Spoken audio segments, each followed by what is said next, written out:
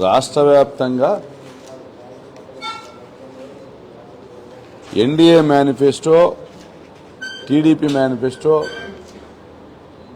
అని రెండు ప్రత్యేకమైన మేనిఫెస్టోలపైన చర్చ జరుగుతూ ఉంది. ఎన్డీఏలో అంతర్భాగమైనటువంటి టీడీపీ ఒక మేనిఫెస్టో రిలీజ్ చేస్తే ఎన్డీఏ సపరేట్గా మేనిఫెస్టో రిలీజ్ చేస్తూ ఉన్నారు. చంద్రబాబు నాయుడు గారు చెప్పేటువంటి సూపర్ 6 ఏవి కూడా ఎన్డీఏ మేనిఫెస్టోలో లేవు. అంటే నరేంద్ర మోడీ గారికి తెలిసి ఈయన హామీలు ఇవ్వట్లే. మరి దేశవ్యాప్తంగా ఈ సూపర్ 6 అమలు చేస్తారా ఎన్డీఏ ప్రభుత్వము, లేదు ఎన్డీఏకి చంద్రబాబుకు సంబంధం లేదా? మరి సంబంధం లేనప్పుడు ఇద్దరు కలిసి అలయన్స్ ఎలా పెట్టుకుని ఎలక్షన్కి వెళ్తా ఉన్నారు. మరి చంద్రబాబు గారి హామీలకు కేంద్రం బాధ్యత వహించదా? ఒకవేళ బీజేపీ కేంద్రంలో ప్రభుత్వం లేకొస్తే కేంద్రం బాధ్యత వహించదా? మరి ఈరోజు జగన్ గారు ఇస్తున్నటువంటి రైతు భరోసాలో 6,000 రూపాయలు కేంద్రం ఇస్తూ ఉంది. అంటే కేంద్రం ఎంత ఇస్తుంది, రాష్ట్రం ఎంత ఇవ్వగలుగుతుంది అనే విధంగా జగన్మోహన్ రెడ్డి గారు బాధ్యతాయుతంగా పథకాలను అమలు చేస్తూ ఉన్నారు. పెన్షన్లో కేంద్రం ఎంత ఇస్తుంది, రాష్ట్రం ఎంత ఇవ్వగలుగుతుంది అనేసి బాధ్యతాయుతంగా జగన్మోహన్ రెడ్డి గారు పథకాలు అమలు చేస్తూ ఉన్నారు.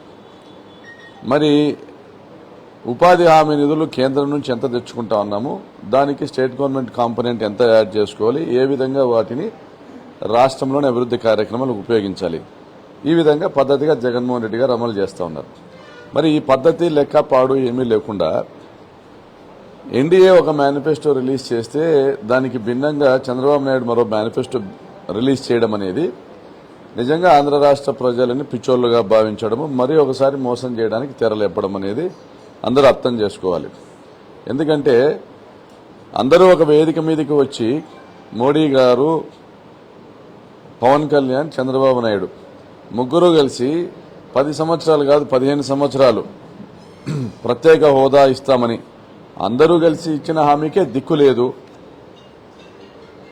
మరి ఇద్దరు భిన్నంగా నిన్న ఈ మేనిఫెస్టో రిలీజ్ చేస్తున్నటువంటి వీడియో ఏదైతే వైరల్ అవుతా ఉందో అందులో బీజేపీ ప్రతినిధి ఈ మేనిఫెస్టో, టీడీపీ వాళ్ళు రిలీజ్ చేసిన మేనిఫెస్టో పేపర్ని పట్టుకోవడానికి కూడా వెనకాడుతున్నారు, తాకట్లేదు. మాకు సంబంధం లేదని అక్కడనే చెప్పకనే చెప్తా ఉన్నట్టు ఆ వీడియో వైరల్ అవుతుంది. మరి టీడీపీ కేవలము తెలుగుదేశం పార్టీ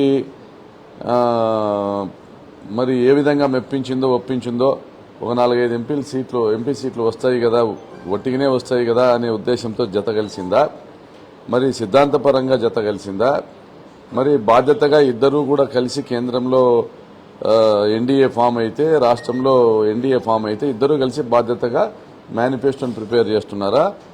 మరి కేంద్ర ప్రభుత్వ ఆదాయాలు ఎంతున్నాయి, దానికి తగ్గట్టుగానే ఆంధ్రప్రదేశ్ రాష్ట్రంలో ఏ మేనిఫెస్టో ఉందో బీజేపీ పార్టీ దేశమంతా అదే మేనిఫెస్టో అమలు చేస్తుందా, లేదా టీడీపీ మేనిఫెస్టోతో మాకు సంబంధం లేదంటున్నారా? మరి ఈరోజు ఇది పరిణామాలు గమనిస్తే ఎన్డీఏ డిఫరెంట్ మేనిఫెస్టో రిలీజ్ చేస్తూ ఉంది, టీడీపీ డిఫరెంట్ మేనిఫెస్టో రిలీజ్ చేసింది. మరి ఈ జిల్లాలో బీజేపీ తరఫున పోటీ చేస్తున్న సత్యకుమార్ టీడీపీ మేనిఫెస్టోను మేము అమలు చేస్తాము అని ఎన్డీఏతో హామీ ఇప్పించగలడా? నరేంద్ర మోడీ గారితో కానీ, మరి ఆయన బంధువు అయినటువంటి వెంకయ్యనాయుడు గారితో కానీ హామీ ఇప్పించగలడా? మరి ఎవరిని మోసం చేయడానికి ఈ మేనిఫెస్టోలు? మరి 14 సంవత్సరాలుగా ఎన్నడూ అమలు చేయనటువంటి పథకాలను ఈరోజు సూపర్ 6 అనే పేరుతో చంద్రబాబు నాయుడు గారు అమలు చేస్తూ ఉన్నారు. మరి వీరందరూ అమలు చేస్తామని చెప్తున్నారు. వీరు ముగ్గురు కలిసి ప్రత్యేక హోదా తెస్తామన్నారు, తేలేకపోయారు. మరి నరేంద్ర మోడీ గారు ఢిల్లీని తలదన్నే రాజధానిని కడతామన్నారు, కానీ చేయలేదు. అంటే ప్రధానమంత్రి చెప్పిన పలుకులకే, చిలక పలుకులకే దిక్కు లేదు, మోడీ గారు ఇచ్చిన హామీలకే దిక్కు లేదు. మరి ఆయన ఏ ఉద్దేశంతో హామీలు ఇచ్చారో మరి అది అమలు అవ్వలేదు. మరి కేంద్రము నిధులు ఇస్తున్నటువంటి పోలవరం పూర్తి చేయడానికి చంద్రబాబు నాయుడుతో అవ్వలేదు. మరి ఏమీ చేయలేని ముగ్గురు కలిసి ఎలక్షన్లకు వచ్చారు, కానీ మేనిఫెస్టో మాత్రం చంద్రబాబు నాయుడు ఇస్తా ఉన్నాడు. మరి 14 సంవత్సరాల అధికారంలో ఉన్న చంద్రబాబు నాయుడు ఎన్నడూ ఇవ్వని 20 లక్షల ఉద్యోగాలు ఈరోజు ఇస్తామని చెప్పడం ఎంతవరకు నమ్మదగినది? 14 సంవత్సరాల అధికారంలో ఉన్న చంద్రబాబు నాయుడు 2 లక్షల ఉద్యోగాలు కూడా ఇవ్వలేకపోయినాడు. మరి ఈ 5 సంవత్సరాలు 20 లక్షల ఉద్యోగాలు ఇస్తాము అని చెప్తే నమ్మదగిందా? మరి నిరుద్యోగులందరినీ మోసం చేయడానికి కాదా? నిరుద్యోగులందరినీ మోసం చేయడానికి కదా. మరి తొలి సంతకం డిఎస్సి నోటిఫికేషన్ పైన అంటా ఉన్నారు. చంద్రబాబు నాయుడు గారు 14-19 మధ్యలో ఒక నోటిఫికేషన్ విడుదల చేశారా? డిఎస్సి నోటిఫికేషన్ అమలు చేశారా? 14-19లో ఆయన ఏమేం చేయలేదో అవన్నీ కూడా ఇప్పుడు చేస్తామంటా ఉన్నారు. 14-19లో మధ్యలో ఆయన 2014 మేనిఫెస్టో చూస్తే దాదాపుగా ఇది 52 పేజీలు కట్టించాడు. 600 హామీలు ఇచ్చాడు. ఈ 600 హామీలో 6 కూడా అమలు చేయని పెద్ద మనిషి మరి 2019లో కూడా 30 పేజీల మేనిఫెస్టో ఇచ్చాడు. ఇవి కూడా ఏమీ కూడా సాధ్యం కావనుకున్నాడేమో. ఆయన చెప్పిన దాన్ని ఆయన కాంట్రడిక్ట్ అవుతూ ఇప్పుడు 2024కి చిన్న ఉమ్మడి మేనిఫెస్టో అనేసి ఒక 3 పేజీలు ఇచ్చాడు. ఉమ్మడి మేనిఫెస్టో అంటే కట్టలు టావులు హామీలు ఇస్తే ప్రజలు నమ్మరనేసి జగన్ గారు నవరత్నాల మేనిఫెస్టో ఏదైతే 2019 ఇచ్చారో ఆయన సింగిల్ పేజ్ అంటే 2 పేజీలు కాబట్టి వెనక ముందు చూసుకుంటే 2 పేజీలు కాబట్టి చిన్న మేనిఫెస్టో అయితే చిన్న నంబర్ అయితే నమ్ముతారనేసి కాబోలు. మరి ఈరోజు వైఎస్ఆర్ కాంగ్రెస్ పార్టీ కూడా కేవలం ఒక 3 పేజీల మేనిఫెస్టో ఇచ్చింది కాబట్టి ఈయన కూడా నేను ఒక 3 పేజీల మేనిఫెస్టో ఇస్తే సరిపోతుంది అనేసి ఇచ్చినట్టున్నారు. మరి ఇందులో మనం గమనిస్తే ఉద్యోగస్తులను మోసం చేస్తారా, ప్రజల్ని మోసం చేస్తారా? 52,000 కోట్ల రూపాయలు ప్రతి సంవత్సరము జగనన్న సంక్షేమ పథకాలకు నిధులు విడుదల చేస్తున్నారు. మరి 52,000 కోట్ల రూపాయలు అనేది మాక్సిమం, అంతకు మించి చేయలేని పరిస్థితి. చంద్రబాబు నాయుడు గారు ఏ సంవత్సరం కూడా సంవత్సరానికి 10,000 కోట్లు కూడా ఆయన సంక్షేమ పథకాలకు ఇవ్వలే. మరి సంవత్సరానికి 10,000 కోట్లు కూడా సంక్షేమ పథకాలకు ఇవ్వని పెద్ద మనిషి 1.5 లక్ష కోట్లు ఇస్తానంటున్నాడు. మరి 73,000 కోట్ల రూపాయలు సూపర్ 6 చెప్తా ఉన్నాడు. దానికి తోడు 52,000 కోట్ల రూపాయలు గత ప్రభుత్వం ఇచ్చిన హామీల్ని కొనసాగిస్తామంటా ఉన్నారు. ఇవి కాకుండా అదనంగా కూడా కొత్త హామీలు ఇస్తా ఉన్నాడు. మొత్తం కలిపి 1,50,000 కోట్ల రూపాయలు సంవత్సరానికి ఇస్తామంటున్నాడు. మరి ఆయన తెలుగుదేశం పార్టీ 2014-19లో ఇచ్చినటువంటి విడుదల చేసినటువంటి నిధులకు 10 రెట్లు ఇస్తామంటున్నాడు. మరి ఇంత సంపదని ఎక్కడి నుంచి తెస్తారు? మరి ఇన్నేళ్ళు ఎక్కడి నుంచి తీసుకురాలేకపోయినారు? ఎందుకు తీసుకొని రాలేకపోయినారు? 14 సంవత్సరాల అధికారంలో ఉన్నప్పుడు 14 సంవత్సరాల అధికారంలో ఉన్నప్పుడు తీసుకొని రాలేకపోయినటువంటి పెద్ద మనిషి మరి ఈరోజు ఎక్కడి నుంచి తెస్తాడు? 20 లక్షల ఉద్యోగాలు అనుకుంటే మన అట్లీస్ట్ యావరేజ్ 25,000 రూపాయలు నెలసరి జీతం అనుకుంటే 5 సంవత్సరాల్లో మీకు 5,000 కోట్ల రూపాయలు నెలకు కావాలి. అంటే 60 నెలల కంటే 3 లక్షల కోట్ల రూపాయలు కొత్తగా అయినా క్రియేట్ చేసే ఉద్యోగాలకు సంబంధించిన జీతాలకే కావాలి. దానికి మళ్ళీ టీఏలు, డిఏలు, అరియర్స్ అవన్నీ అడిషనల్గా 3 లక్షల కోట్ల రూపాయలు 5 ఏళ్లలో ఉద్యోగాలకే కావాలి. పోనీ నిరుద్యోగ భృతి అనుకున్నా కూడా 20 లక్షల మందికి 3,000 ప్రకారం అనుకున్నా 36,000 కోట్లు కావాలి. మరి 2014లో ఎంత ఇచ్చాడు నిరుద్యోగ భృతి? చివరి నెలలో 1,000 రూపాయలు ఇచ్చాడు. చివరి నెలలో 1,000 ఇచ్చాడు. మరి 2,000 కోట్ల కూడా నిరుద్యోగ భృతి ఇవ్వలేని పెద్ద మనిషి ఈసారి 36,000 కోట్ల నిరుద్యోగ భృతి ఇస్తారని ఎలా చెప్తున్నాడంటే ప్రజల్ని మోసం చేయడం కదా. మరి చంద్రబాబు గారి ఎజెండా మొత్తము కూడా అమరావతి నిర్మాణానికి రాష్ట్ర సంపదను, రాష్ట్రానికి వచ్చేటువంటి రెవెన్యూ కావచ్చు, పన్నుల్లో వాటా కావచ్చు, కేంద్ర ప్రభుత్వం ఇచ్చేటువంటి రెవెన్యూ డెఫిసిట్ కావచ్చు, వీటన్నిటినీ కూడా అమరావతిలో వెచ్చించి అమరావతి నిర్మాణం చేయాలనేసి నిజంగా భావిస్తూ ఉంటే మరి ఈ సూపర్ 6కి కావాల్సినటువంటి నిధులు ఎక్కడి నుంచి వస్తాయి? జగనన్న అయితే సరే, మీరు విమర్శించినా మెచ్చుకున్నా 2,60,000 కోట్ల రూపాయలు ఈ 5 సంవత్సరాల్లో ప్రజలకు చేరవేశాడు సంక్షేమ పథకాల ద్వారా. మరి కూడా సేమ్ మేనిఫెస్టోను ఇచ్చాడు, కంటిన్యూ చేస్తామని, సంక్షేమ పథకాలని కంటిన్యూ చేస్తామని చెప్తున్నాడు. మరి జగనన్న గత 5 ఏళ్లలో ఇచ్చిన 2,60,000 కోట్లు మళ్ళీ ఇప్పుడు ఇస్తానంటున్నాడు. అది సాధ్యం అనేది చూపించాడు, దాన్ని రిపీట్ చేస్తానంటున్నాడు. ఇది నమ్మదగింది. మరి 14 సంవత్సరాల్లో ఎన్నడూ కూడా చంద్రబాబు నాయుడు గారు చేయింది మళ్ళీ ఇప్పుడు ఎలా చేయగలుగుతానంటున్నాడు. కాబట్టి ప్రజలందరూ ఆలోచన చేయాలి. పూర్ టు రిచ్ అన్నాడు. పూర్ టు రిచ్ అంటే మరి జన్మభూమి కమిటీ సభ్యుల్ని రిచ్గా చేయడానికా, తెలుగుదేశం పార్టీ కార్యకర్తల్ని నీరు చెట్టు లాంటి పథకాలతో రిచ్గా చేయడానికా? మరి ఈరోజు జగనన్న పథకాలు ప్రతి ఇంటికి కూడా ఈ రాష్ట్రంలో ప్రతి ఒక్క పేద కుటుంబానికి కూడా 1,00,000 నుంచి 5 లక్షల రూపాయలు యావరేజ్కి ప్రతి ఇంటికి డబ్బులు అందినాయి. అంటే పూర్ టు రిచ్ అనేది దాని అడుగులు ఆల్రెడీ పడ్డది జగనన్న హయాంలో. మరి ఇంటింటికి తాగునీరు అన్నాడు చంద్రబాబు నాయుడు. ఇప్పటికే జలజీవన్ మిషన్ ద్వారా ఇంటింటికి తాగునీటికి సంబంధించినటువంటి పనులు జరుగుతూ ఉన్నాయి. కొన్ని వేల కోట్ల రూపాయల అభివృద్ధి కార్యక్రమాలు జరుగుతూ ఉన్నాయి.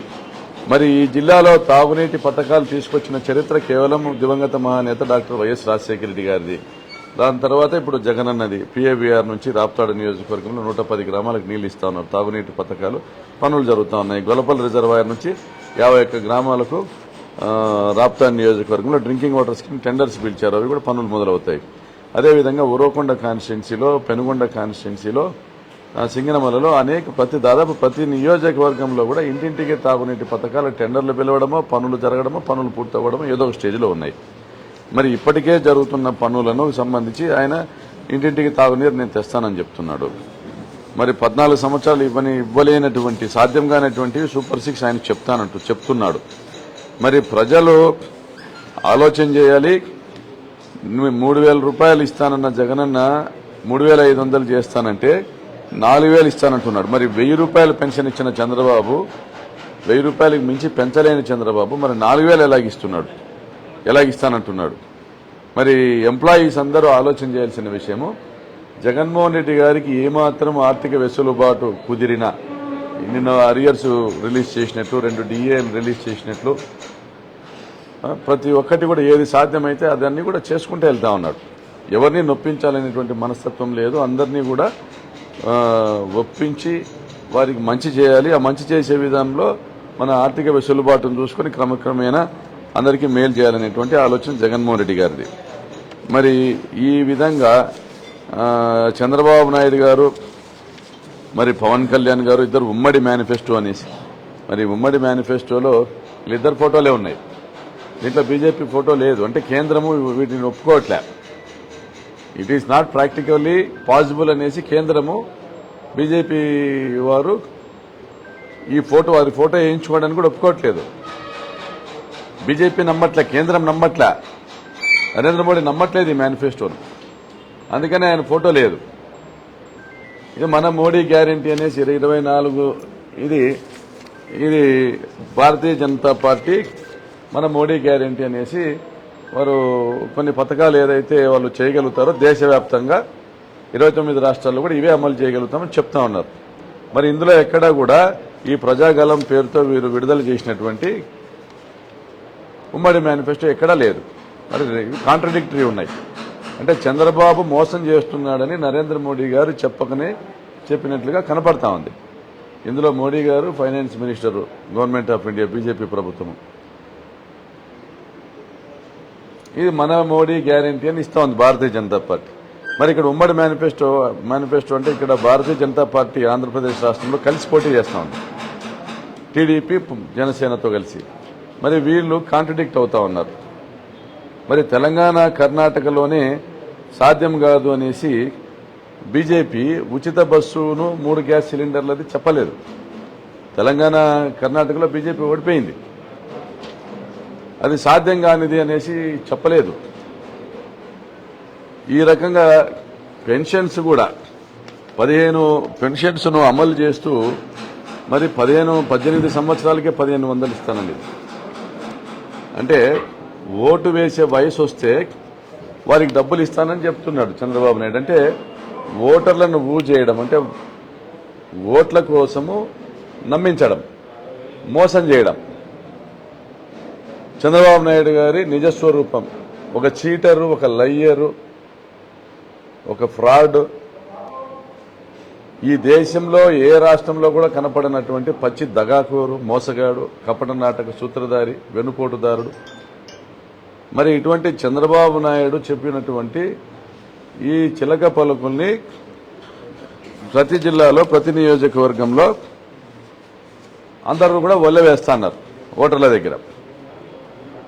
మరియు మరోవైపు జగన్మోహన్ రెడ్డి గారిని రాళ్లతో కొట్టి చంపితే దిక్కెవరని మాట్లాడుతూ ఉన్నాడు చంద్రబాబు నాయుడు. అంటే ఒక ఫ్యాక్షనిస్టులా, ఒక ఫ్యూడలిస్టులా, ఒక 420లా,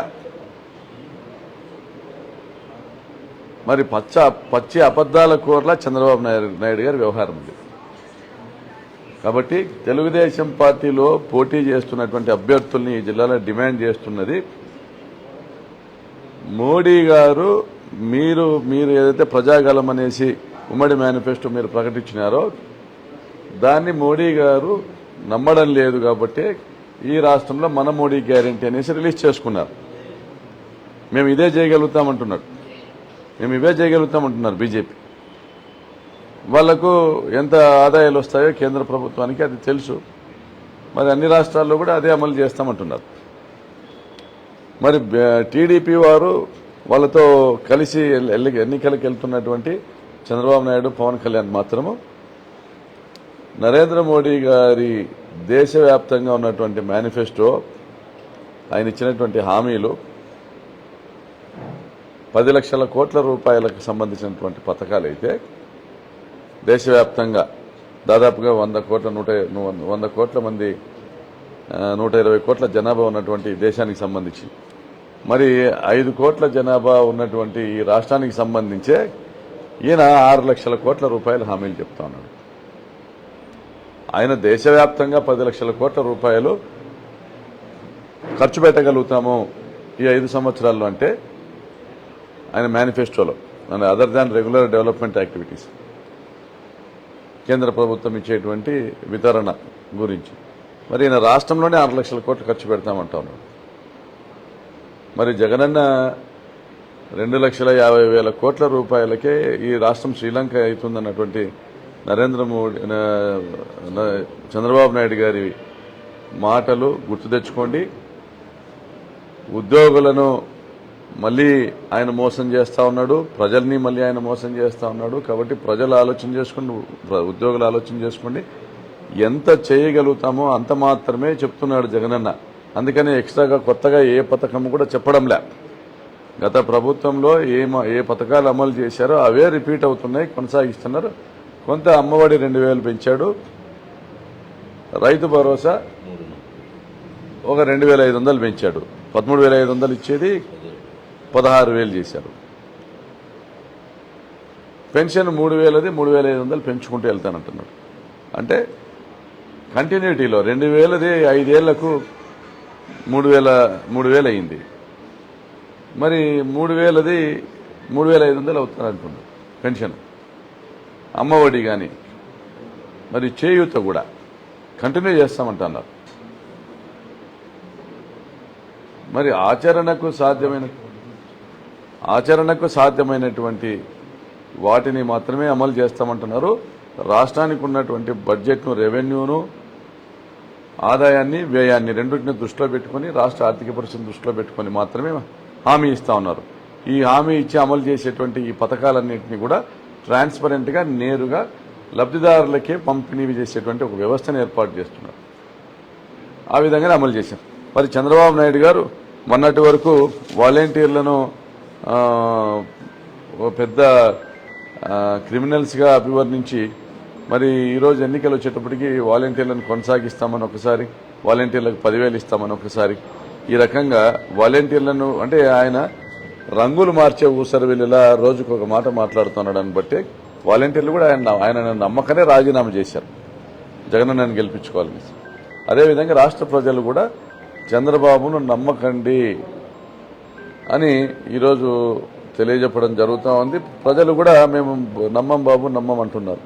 కాబట్టి ఈ మేనిఫెస్టో, చంద్రబాబు మేనిఫెస్టో ఒక పెద్ద మోసపూరితమైనటువంటి కార్యక్రమము. ఈ రాష్ట్ర ప్రజలతో ఓట్లు వేయించుకొని ఏ పథకమైనా చెప్పి, ఏ హామీ అయినా చెప్పి ఓట్లు వేయించుకొని ప్రజల్ని నట్టేట ముంచాలనేటువంటి ఒక మోసపూరితమైన కుట్రను చంద్రబాబు తెరలేపాడు. తస్మాత్ జాగ్రత్త.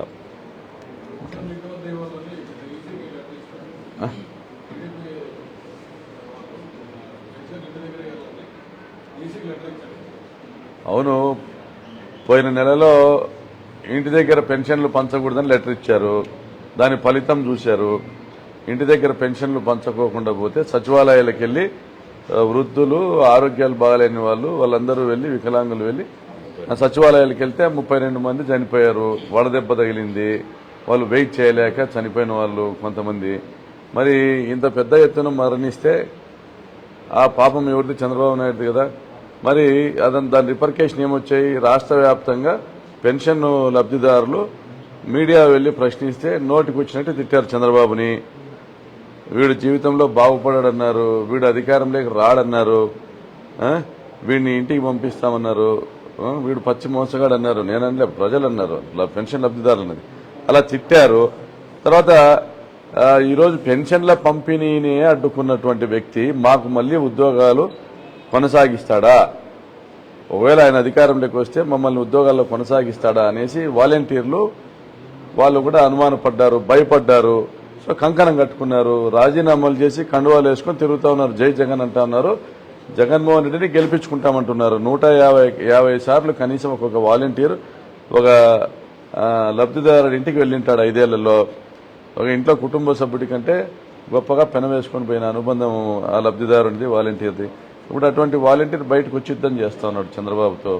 కాబట్టి తోక ముడిచి పలాయనవాదం చిత్తగించి యూటర్న్ తీసుకుని పెన్షన్లు ఇంటి దగ్గర ఇవ్వాలని పిటిషన్ పెట్టాడు.